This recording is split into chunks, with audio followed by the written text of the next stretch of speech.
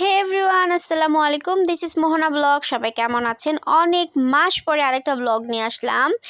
তো আজকের ব্লগে আমি আমার মামার বাসায় যাচ্ছি। মামার বাসায় যাওয়ার সময় রাস্তা থেকে মিষ্টি নিলাম সবার জন্য। তো মামার বাসায় যেয়ে কি করব, কি করলাম সব কিছু থাকবে। পুরো ভিডিওতে না থাকতে পারলে নেক্সট কোনো ভিডিওতে আবার দেখাবো যে পরের দিনে কি করলাম।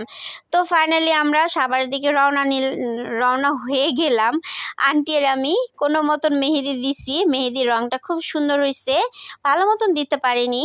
তো সাভারের গাবতলী পার হওয়ার পরে রাস্তাটা খুবই সুন্দর, দুই পাশে নদী নালা, তারপরে খাল বিল, গাছগাছালি, সবুজ ধান ক্ষেত দেখে খুবই ভাল লাগতেছে। আর হাইওয়ে রাস্তা খুবই সুন্দর করছে।